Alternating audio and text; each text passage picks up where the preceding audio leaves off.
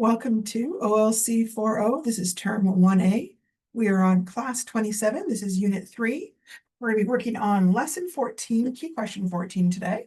It is week 8, and today is October 21st, 2025, and I am Jillian Percy. Here are all the ways you can contact us. If you want to talk to me in the studio, the number is 1-800-465-7144. Keep in mind that I am on the radio right now, and you would also be on the radio. The office number is 1-800-667-3703, extension 2211. That is a toll-free number, so there's no charge for calling that. Email jillian.percy@nnec.on.ca or jillian.percy@nnecschools.org. Facebook, if you are reaching out to me on Facebook, my handle is capital G, capital P, ERCY, space, capital W, AHSA. Don't just click on the friend request because that doesn't always show up for some reason. I'm not sure why. Make sure to send me a message. Let me know what your proper name is and what course you are enrolled in, and then what question you have. That way, when I respond back to you, I've had a chance to look around and get you some information if you're looking for information. All these classes are recorded live and then saved and posted on YouTube. There are 2 different YouTube channels you can go to. The school channel is WASDA Distance Education YouTube channel, and there will be a playlist there that says 2526 OLC 40 term 1A, and that'll be all the classes that I've taught this year since September.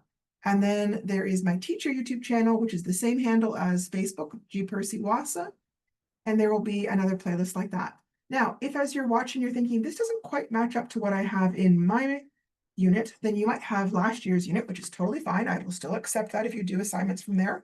But if you're looking for the classes that explain that, you'll have to go to last year's playlist. That's all it is. So 24-25, term 2B, and that should be available on my site, and I think still available on the school site as well. All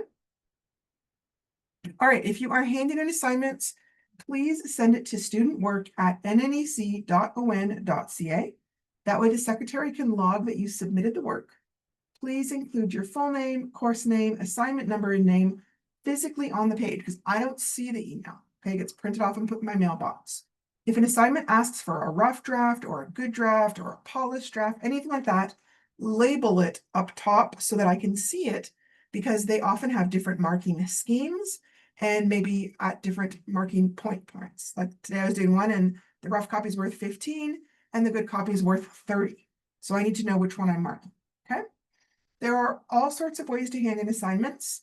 I would still caution you that we are on rotating mail strikes, so do not mail them. However, if there is a learning center at your community, you can give it to the DEC and they can scan them with their scanner. And, oh gosh, sorry. Amber Alert, I have everything turned off, but I guess apparently Amber Alert overrides that. So if anyone knows anything about that, feel free to let them know. I'm just busy turning my phone off here. I apologize, guys. Did not know that was going to happen. All right. You can also fax it to me, 1-800-463-7852. Let me know and I will turn the fax machine on. If you are doing your work on the computer, that's great. Just email it to me as an attachment. Some people like to work on Google Docs and share things with me instead. When you do that, make sure to include me in the student work email and allow us to view and edit. Otherwise, I can't see the assignment. And if you don't allow me to edit, I'm not allowed to print it either for some reason. Now, you are able to download documents on Google, and then you can attach it. So you can do it that way too if you want to.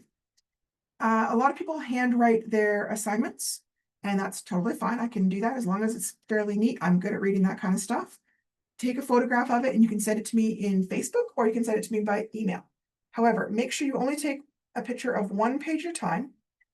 Check that the writing isn't blurry, like that I can see what you're writing. Don't tilt your phone while you're taking the photograph or I'll end up with some letters that are really small and some letters that are really big. And make sure to send it as an attachment. Don't just share it. For some reason, when you share it, I end up seeing the upper left-hand corner of blank page and I can't actually see the document. It's kind of a thing. So make sure to send that as an attachment. It's easy for me to print off that way. Now, if you think you're going to be taking a lot of photographs, I strongly request that you download a scanner app instead, because the quality of pictures that it takes is 10 times better, and it doesn't cost you a thing, okay? Adobe Scan is free, it's easy to download, it's available on iPhones or on Androids. Once you've downloaded it, you just hold your phone over your document after you've uploaded Adobe Scan, and it will line things up. It has little dots that will line up to the corners, or there's like a little border that you can center over it. And you just keep on taking pictures of all your assignment pages until you're done. Hit continue. Then it lets you preview. Now you can put the pages in a different order, or crop pages if you want to, or take another picture if you want to. Now you can save it, give it a name, and then think about where you're going to save it to. Google Drive, OneDrive, Dropbox, some other technique. And once you've done that, then send me an email and attach it, okay? So same thing. It does produce a way higher quality. I use that for like tax documents and stuff, and you can barely tell it's a scam. Okay, we are on week 8, and I had said that we had 7 classes left, but we are now down to 6. Oh my goodness. It's running out of time here. Okay. Today is Tuesday, and we're going to be working on lesson 14, and hopefully we should be finishing today. If we're not, we'll just kind of spill over a little bit into tomorrow. And then Wednesday, Thursday, we should be covering lesson 15. And then next week, we'll do unit 4, which is usually a pretty quick unit. It's a little bit shorter. All right, lesson 14 is all about business documents. I'm going to skip over the success criteria because we did that before. We ended last class with looking at the resumes on page 49 in unit 3 in lesson 14. So we're beginning this class on the same page, and we're going to be talking about how to write resumes. We're still basically on page 49. So this was the last thing we looked at, which was different verbs you can use when you're writing a job duty, right? Sometimes people will just say, oh, I was a waitress, or I worked construction. But like different types of construction workers may do completely different type of things. Are you construction working at a house? Are you putting up roofs? Are you doing road construction? What exactly do you know how to do? You want to explain it by giving us some good verbs. Same thing for waitress. There's a different thing between being a waitress at a super small restaurant and a waitress that works at a giant event center that handles, wedding parties of 200. We don't know what you need to do. You need to kind of explain a little more, okay? Okay, so on this page and on the next page are some sample resumes that are created by the Canva program. I did not do these. They are from, if you don't know if you've seen Canva yet, if not, I'll be showing you later on. If you want to experiment with it, there is a free version. I am also able to add students into a Canva class if you want to play around with it a little bit. There are paid ones, but please don't bother with that. Anything that you can have available through paid, I can easily give you by making you a student in my class, okay? There are also resume samples on MS Word that can help you with setting up your formatting if you're not sure how to do that. Here is a different one. This is a 2-column version. I kind of like this one. I used something very similar for myself. And one of the reasons is because there's a lot of research that shows hiring managers often spend a very short period of time looking at a resume. Like it's been crazy, like less than a minute, okay? And they often will not turn to the next page. So you want to have all your most important information on that first page. If there is a way to get everything on one page, do it. Sometimes if you're older, it can be harder, but obviously if you have your most recent stuff, then that should be good enough. Think about what you're going to do with that, because it is a real issue. People who are flipping through 200 resumes are not going to spend 10 minutes reading each resume. They just aren't. Okay, we talked about doing a summary, and I wanted to talk about that a little bit because last year and in previous years, we used an objective instead, but I've changed that for 2 main reasons. First of all, I found a lot of students didn't seem to understand the purpose of it, and they would list something that sounded kind of flippant. I don't know if they knew it sounded flippant or if they just thought it was silly, or it was really way too focused on their own needs. So they would write me something like, my objective is to get a job that pays my bills and allows me to take care of my 3 children. Okay, I mean, we're all working to pay the bills, right? But there's nothing in that statement that explains to the business why they should hire you, which is kind of the purpose of an objective. The other thing I found was whenever I was looking around for resume samples, I really found a lot more people using the phrase summary, and it seemed to have become the new default. So I thought that maybe we should change to using the summary as well. I actually find they don't sound that different if they're done well, but I'm hoping that it makes a little more sense. And so I'll get more professional looking resumes. Because right, the hope is that we're doing these that you can actually use them to go and apply for jobs. That's the point. So what's the difference? A resume summary is really useful if you've been working for a lot of years and you have a lot of work experience to explain.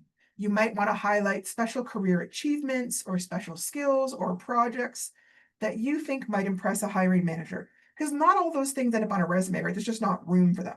But like, let's say you did some sort of amazing project that won awards, then you would want that to go in your summary so that they see that right away.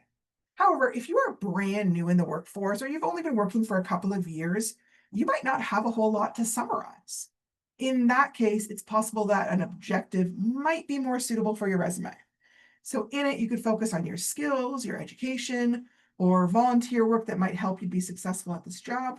Remember that the focus is on selling how great you'd be for the job rather than on how much you need the money, right? There's kind of a meme out there that I had in one of my previous classes where the interviewer is saying, so tell me why you applied for this job. And the interviewee says, well, I've always been fond of eating. Like, yeah, we know, but why did you apply for a job at this company compared to a different company? They want to know why you chose them, right? What appealed to you about that company? So kind of a different focus. Here is a sample of an objective. Experienced and customer-focused server seeking a challenging position in a fast-paced environment. Excellent communication and relationship building skills and extensive culinary knowledge I hope to share with guests and colleagues. That is taken from Indeed.com, which is a major job bank, and that's their suggestion. So basically that's looking at waitress. They're calling it server, kind of the more modern term, but same idea. It's not focused on she wants lots of money. It's focused on what talents she will bring to the job. But when she's saying things like she wants to work in a fast-paced environment, she's acknowledging that not everybody likes that, but she loves it. So she would be a good person to hire for it. Because a lot of restaurants, they do move quick, especially around certain times of the day. So she's letting you know, hey, I know that and I love it, and that's what I'm looking for, right? Okay, here's a sample of a summary. Reliable construction professional with 7 years of experience overseeing the development of commercial and residential projects. Exceptional problem solver with plumbing and carpentry capabilities, specializing in roof repairs and installation. Experience using several different types of heavy-duty construction equipment and a certification in health and safety fundamentals. So it's a little more focused on what their resume shows you. There's a little tiny bit about personal traits, but not as much. So they're very similar, you can see, right? None of it is focusing on, I would like lots of money, right? So I included a graphic organizer to help you plan out the information because I found doing the rough draft wasn't working very well. So up top, you want your personal information, your full name, your address. If you've got a separate mailing address, put that on there too, just in case they send you a letter or send you any kind of work documents. An email that you check regularly, right? If you're doing a lot of job searching, you might have a separate email that is just for job searching that you check every day.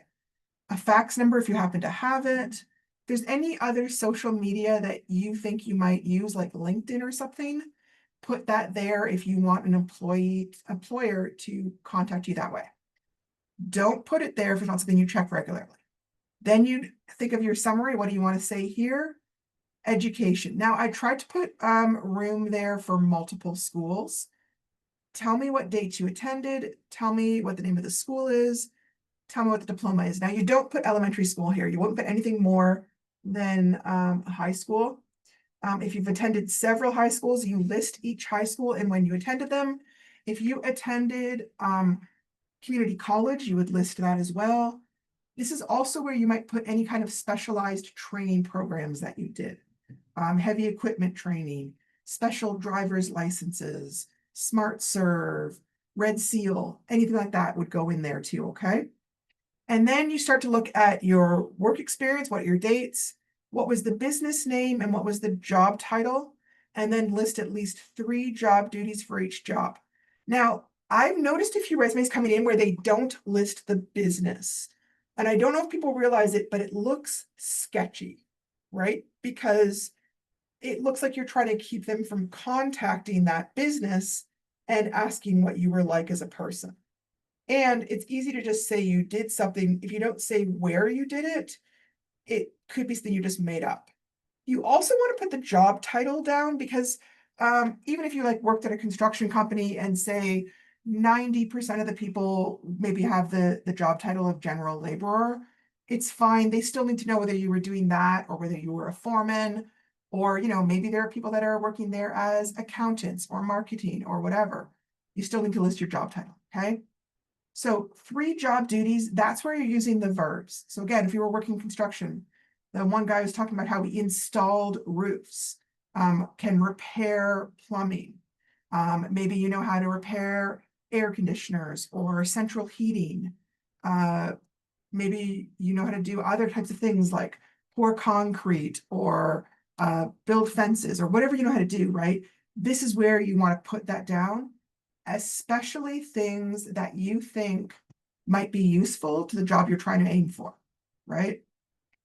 And then I put as much as I could so that there was plenty of room, because I know I've got some people who are older and might have a whole lot of jobs.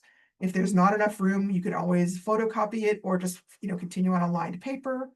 I do find if you're really older and let's say you're looking for a lot of jobs as an administrative assistant, and in the last 20 years, that's mostly what you've done, but you've been working for say 35 years. But the first 15 years, you did a lot of cashier or jobs that you're not looking for.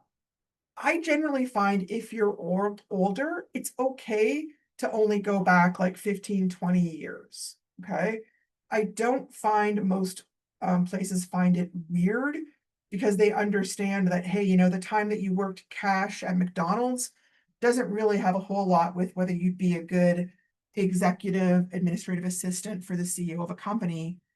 They want to look at jobs that are relevant. That's only applying if you're really a lot older, like in your 50s or 60s, and you've done a lot of different work, and maybe the earlier work just isn't that relevant anymore, right? Then we've got skills. Now, you want to try and make these work related, okay? What counts as work related can differ according to what job you're applying for. So for example, I used to be a reasonably good swimmer, but I'm a teacher. No one is hiring me for my swimming ability, so I don't put that on there, right? On the other hand, I also was a double major, and I took not only English, but a lot of visual arts at school. And my artistic skills have sometimes been relevant to my teaching jobs, right? I have often taught art to all different grades or helped other teachers teach art. So that is something I would put there because that might be something a principal will be looking for and might want to hire me for. Same thing if I had special skills in music or in coaching or in any kind of extracurricular activity, right? For a lot of jobs, there may be specific computer programs that job typically use that you know how to use. Make sure you put that there. Like, so for me as a teacher, Power School is what we use for report cards. So I would put that down. Google Classroom is really common. So I would put that down as long as I knew how to use it, right? If you work over at the hospital, there's probably medical databases you need to know how to use. So all those kinds of things that are specific but might not show up anywhere else, this is a good place to put them. If you are the greatest Pokemon Go player in the universe, but you're not getting a job with Pokemon, I wouldn't worry about it, right? Make sure it's focused. Okay, now, what if you don't have any work experience? So I know I have some younger people here who are still in high school and might not have done any kind of work, right? In which case, what on earth do you put on your resume? So first of all, volunteer experiences. And if you don't have any, you need to start volunteering somewhere, right? You need 40 hours of volunteering to graduate high school anyways. Why not pick something that would look good on your resume and give you some experience doing something that you might want to do? It's like if you're thinking about becoming a nurse, volunteer at the hospital and find out if you can handle blood and gore and people crying and all that kind of stuff, right? If you think you're going to want to work in an office, see if there's an office around that needs somebody to do some extra filing or some extra work of some sort. Try and think about where you can volunteer, okay? Babysitting work. A lot of people have done babysitting, even if you weren't a paid babysitter, right? But if your mom leaves you alone with the 3 other children every night for 3 hours while she goes and does an extra shift, that counts as work, right? And you can talk about what you do. Maybe you're responsible for making supper during that time. Maybe you're responsible for helping them with homework. Maybe, I don't know, right? Whatever you do during that time, you can list that as duties. Some students I know act as peer tutors at school. Some people are involved in leadership positions at school. Things like you're on the student council, or you're the team captain of some sports team, or the captain of a club. Some people also have after-school activities like scouts, rangers, cadets. All those kinds of things show off skills that you have, and they also give the employer someone they can call, right? Because if you're involved in cadets, you've got someone who's a leader that they can call and talk to. If you're involved in a sports team, there's a coach they can talk to. So there's accountability and somebody who can speak up about what you've done. So those are some things you can use if you are a student who hasn't worked yet. You could also put a little section called, say, interests and activities if you wanted to showcase some of your abilities, right? Sports teams, especially if they're competitive sports teams. Sports teams usually show, A, you're hardworking, you're athletic, you know how to cooperate, you probably know how to take direction. Those are all things that people need on jobs, right? Academic clubs that you're involved in at school that showcase skills.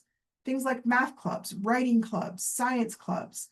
If you're involved in any kind of competitions like science fairs or math Olympics, those kind of things too. Any activities that you're involved in anywhere that show skills in leadership, organization, fundraising, cooperation, communication, or people skills. Those are all things that people need at most jobs other than maybe fundraising.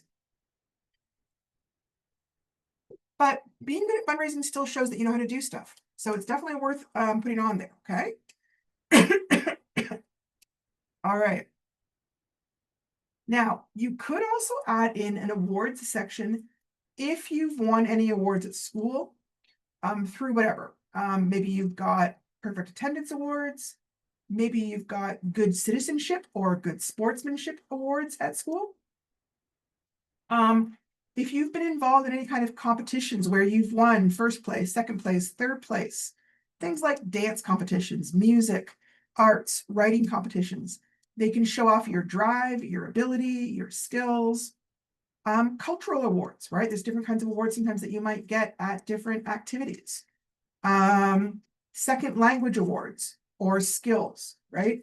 If your parent always asks you to do translations with them, or your Gookum does, that's something you can put down there, okay? Any kind of academic awards, such as honor roll, best academic, best math, those kind of things also show that you're a high achiever. Now, this is for everybody. What kind of skills have supervisors praised you for? Like if they said, oh my gosh, you did a really good job on blah, blah, blah. That kind of blah, blah, blah is what you want to put down under skills. What are some skills that you found yourself teaching others at work how to do? For example, I found in teaching, there's always one teacher who's really good at tech stuff that everybody always turns to and asks for help with tech. If you're that person, put that down. What kind of skills do you think would help someone get a promotion in your industry? Now, only use that if you actually have those skills. But what I'm saying there is make sure you're picking skills that would be useful. Talked about this already, but what type of computer programs have you used that anyone new would need immediate training on, right? The moment they know that you already know how to use that computer program and they don't have to spend a bunch of time training you, that saves them time and saves them money. They can put you on the floor or put you right to work either earlier if they don't have to train you first. At any kind of year-end review or performance evaluation, what are some areas that have received high marks from your immediate supervisor? This would be true even for report cards, guys, right? If you look at your report card, there's a spot called learning skills, right? If you get praised for having great organization skills, being super responsible, showing lots of initiative, those are all things that if your teacher thinks that, then your boss will probably think that too, right? Okay. This is a sample of a report card and how it might get set up a little bit differently than typical if you have no paid work experience at all. If that applies to you, I know I do have a few students who are young, give me a heads up ahead of time. So let me know, hey, I'm only 16, I've not really done any work, so I'm going to try this kind of style instead. That way I kind of know why it looks a little bit different, okay? So here, they wrote their professional summary. I'm going to kind of just expand it a little bit so you can kind of see it. Motivated high school student with strong academic performance and active involvement in the student council and community volunteering. Offering excellent communication and problem-solving skills developed through school projects, participation in the debate club, and volunteer work. Eager to apply my skills as a customer service associate with Wayward, where I can contribute to your team's success while developing professionally in a collaborative environment. Then they put the school, they said that they're presently attending. They put down their average. You don't have to do that, but you could if it's good. They explain when they think they're going to graduate, and they mentioned any kind of relevant coursework. So, for example, if you were applying to a fabric store and you did a lot of work in drama where you were making costumes or home economics, then you would mention that, right? Academic and volunteer experience. Debate team leader, Acme, at the Memorial Debate Team. Oop, that should have been Acme to room. Sorry, hang on a second. I'm not going to fix that now, but I put the dates when I was involved. Led the high school to provincial competitions, trained and tutored children to improve their public speaking skills, won the provincial championship in 2024. Volunteer dog walker and groomer, Humane Society, October 2022 to present time. Volunteered for 2 evenings each week, cleaned, fed, and walked a variety of dogs, helped train new volunteers, implemented adoption procedures with new clients. Awards, most valuable player. They don't say what, oh, here it is. Acme Memorial High School basketball team, year of 2023. Second place award in French public speaking competition, Acme Memorial 2024. Perfect attendance, Acme Memorial 2023 and 2024. Skills, bilingual in French and English, excellent communication skills, mathematics, proficient in Microsoft Word. So that's an example of how a resume might look if you've never worked anywhere, okay? Okay, now we're at the key question. This key question is worth 60 marks. 30 is for doing the cover letter, and 30 will be for doing a good resume. So, number 1, create a cover letter based on the work you did for support question number 6 to help you answer the job advertisement that was listed there. So you're not choosing any job advertisement, you're just doing that one. So for that one, you're allowed to make stuff up, okay? Because I know not everybody's got the kind of skills for that one. Use the brainstorming that you made to create a cover letter to apply for this job. Remember to use block format and include all the sections. You should have a sender address, the date, the recipient address, a greeting, body paragraphs, a closing, your signature, and your printed name. Please submit your work from support question number 6, any rough drafts, and your final polished copy. Remember to include the labels rough draft and polished copy at the top on your versions. 30 marks for all of that. Okay. So before I move on, I'm going to talk about programs to help you create a cover letter. You're welcome to use any word processing program you wish. Setting up the formatting for a cover letter is not really that hard, especially if you use block format, where all the text is lined up on the left-hand margin. You could use Microsoft Word, Google Docs, Mac Pages, Canva. There's a free version, or like I said, I can add you to my class list. If you have no access at all to a computer at this time, then you can handwrite it. But keep in mind, to actually use it for job hunting, it will need to be typed up. You might as well try it now. Hand-printed cover letters for real jobs are no longer acceptable. If there is a learning center in your community, they almost certainly have computers. So you should be able to go down there. If you're really having trouble with this, contact us. We can try and figure something out, okay? Okay. Google Docs has some sample resume, some cover letters that you could use to get you started if you feel like you need a guide. Remember that every WASA student has access to Google Docs through your student Gmail. If you have a Google Gmail your own, that's fine. Not advertisement, people have Hotmail or stuff. So I'm going to kind of go over there and show you what I mean. Okay. I'm going to quickly kind of step back a second here. So see how this is what comes up when I pull up Google Docs. Blank document, here's a letter, there's another letter. I could pick any of them. If you're really comfortable formatting stuff, go ahead and just pick a blank document and go ahead and start. But if you're not comfortable formatting, go ahead and grab, this is the spearmint one. This green line up top, I can change the color if I want to, or I can I can get rid of it completely. So if I wanted to change the color, a sec. Should be showing me. All right, I'm just going to cut it. There is a way, usually it should show me like a little shape thing, but it's not showing me that. I'm not sure why I'm not seeing it. But anyways, I took it off.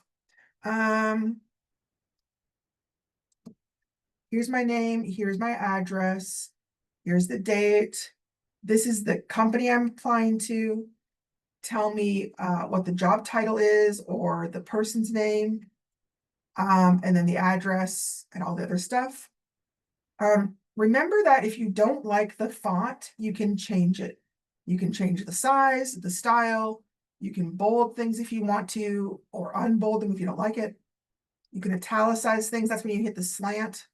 You can underline stuff. I don't think you'd really need to underline anything for this, but maybe. You can capitalize things. So let's say I didn't like this font. I could just go ahead, scoop it all up, and hit over here. Now, there are some fonts that are completely inappropriate. Like I wouldn't want to hit this, but this is Bangers. It's ugly, it's all caps, it's too dark. I don't want to do that. Really common fonts are Arial. It's a really common font that people use all the time. Calibre is very, very common. What else? Don't do Comic Sans MS. It looks a little bit childish. Don't use that one. What else can you have? Don't do anything that looks like handwriting. Not for this particular thing. Some other common ones. Let me see. You can go kind of more old-fashioned and do something like Georgia if you want. Doesn't always read as well on a computer, but it is nice looking. What else? Let me think here. Libra Baskerville also looks really nice. Verdana, Helvetica. Those kind of ones are all really nice too. Okay. Now, typically we use 12 font size. Okay. You'd have to have a special reason if you wanted to do smaller or bigger.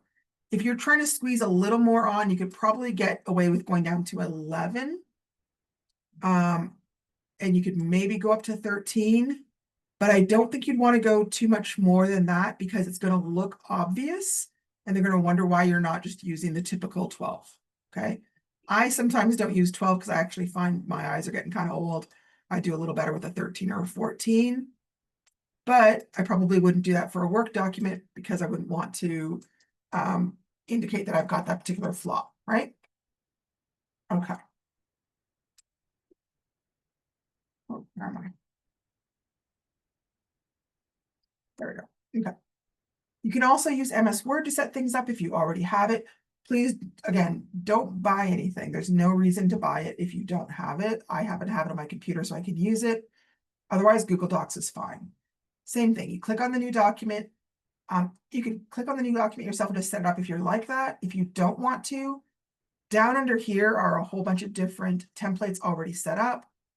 There's also a template search bar that you could click into. So you just type in cover letter. Some of the ones they set up, I don't really like the MS Word ones. I don't know. I feel like this is kind of ugly. I really wouldn't do red. Red is an odd choice. And I personally don't like the setup, but I'm showing it to you just because, you know, it's there. This one I think is a little too fancy. And again, we've talked about don't put your picture. Unless you're applying to a modeling job, please don't put your picture. There's just too much chance that people will weed you out because of it, okay? This is a simpler version I found on the template. These lines are fine. I could take them out if I want to.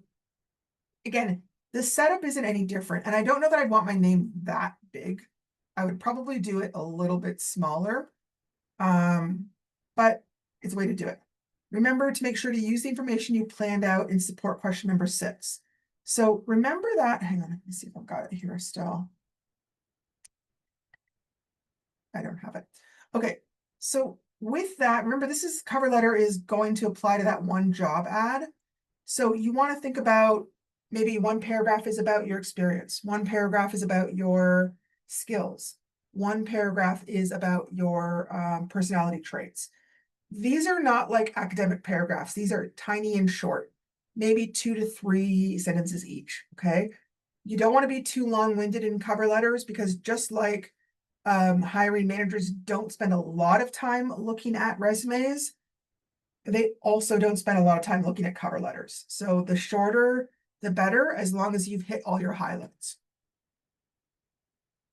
Okay. Number 2, create a chronological resume based on the work you did in support question number 7, based on your personal information, summary, education, work experience, and skills. If you have access to a computer, please use one.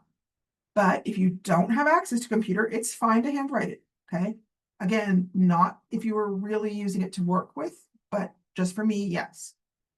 You can use the format of either of the 2 resume examples that I included in the unit, or you can use an alternate one if you prefer. If you already have a resume that you think is amazing, go ahead and use it. Please make sure that it has all the elements that I'm asking for, though, because if it doesn't have some of those, you will lose marks.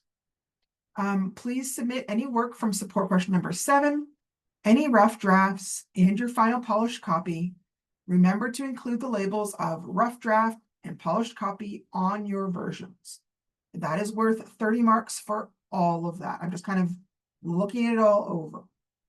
By the way, if anyone is starting this and they've got their rough draft and they're not feeling certain, and you want to hand it in to me to get some feedback before you get the final marks, I am totally fine with that. By all means, send it in. Tell me, hey, I don't need you to mark this, but I do want some feedback. What do you think?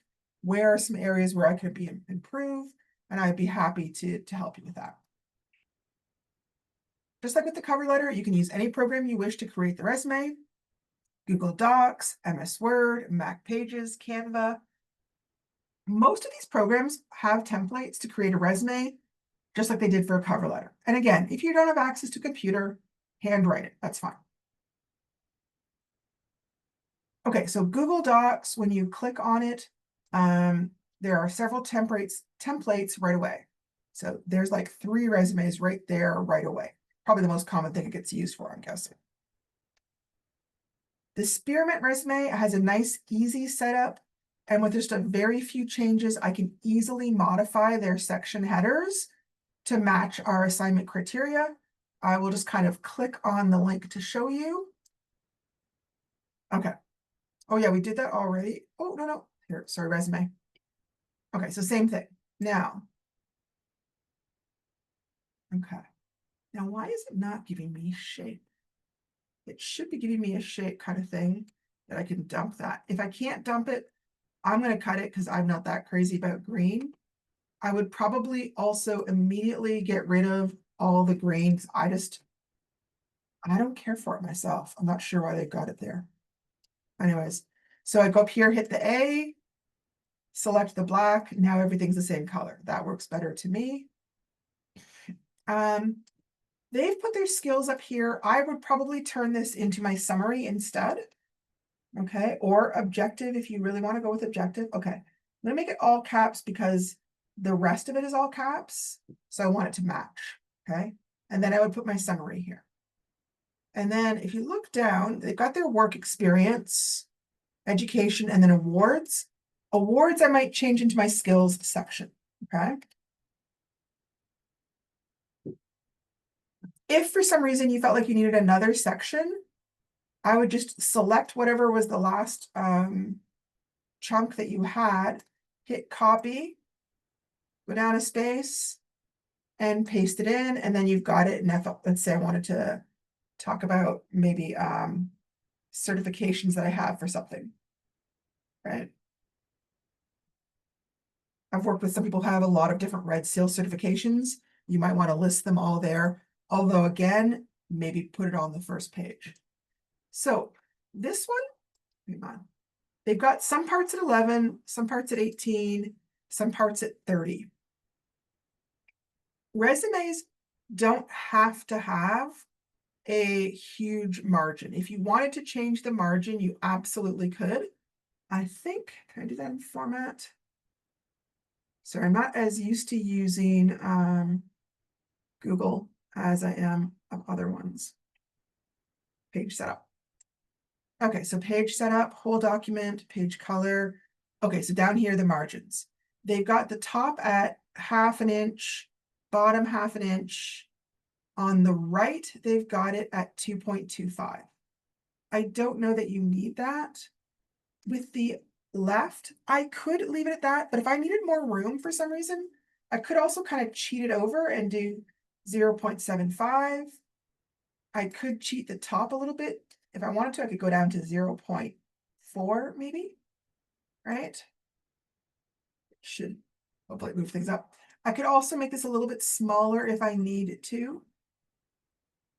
Sometimes resumes have this information centered. So see these little lines up here? I can go here right in the middle and center them if I want to. Just like with before, if I don't like the font, I can select it and choose a completely different font. The one spot, you normally want the same font for everything. The one spot you could do it different would be like your name. Now they've put the job title that you're going for. Only do that if it's something very specific. Otherwise, I would just take that part out. I don't think it really needs to be there. Okay.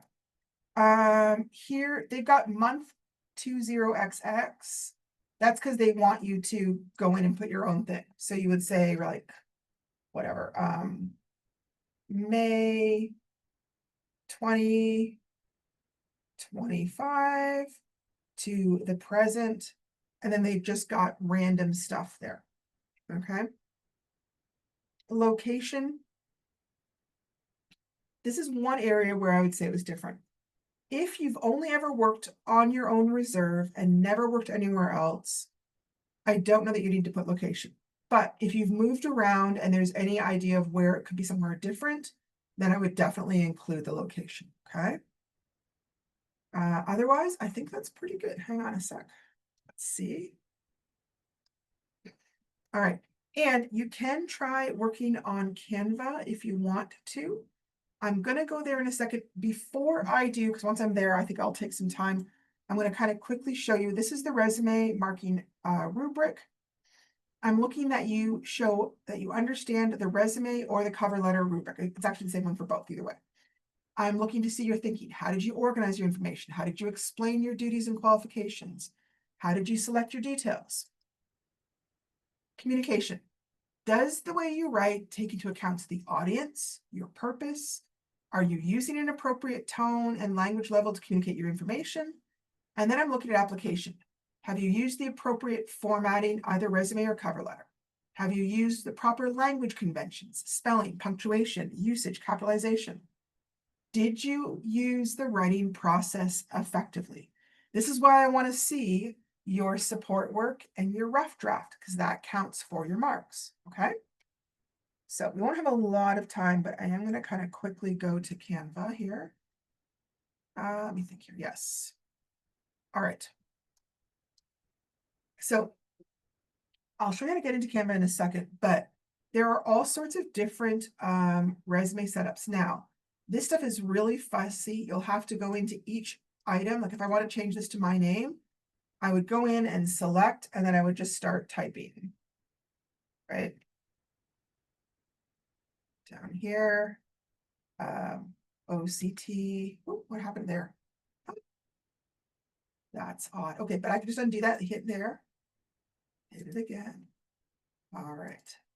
Oh, I probably didn't select it. Okay, so now I'm going to say OCT teacher, which means I'm Ontario certified. Okay. Again, you don't have to have that. I like my contact info up there, but they've put it there. Again, I could also, if I wanted to change the position, I could easily move it over to the middle if I wanted it in the middle. Okay. It's up to you. They've got the summary, contact information, work experience. Just the problem with this is you have to go into each single one, right? So it's a little bit tedious. They do look really nice though. If you're actually going to go ahead and look for work with these, it's worth the while. Here's another one. They've set it up a little bit differently. For some reason, I don't mind the color on this. Keep in mind though, if they do any kind of photocopying of your resume, the color won't show up. Here they've put the categories to the side, which kind of gives you a little bit more room to write your information. So that kind of works. This is another one that I think is really, I like the setup of this. I think it's really clean and easy to read. Here's kind of that double format. And this can be kind of pushed over carefully. I mean, I'm just kind of showing you briefly. I'd have to move everything over, but that would give me more room. Okay, I'm going to reverse it so it goes back. So if you want to use Canva, how to get started. First of all, find the Canva website. It looks like that. Once you click on it, they probably want you to set up a free account. Do not choose the paid account. I can easily give you all the same features just by adding you as a student.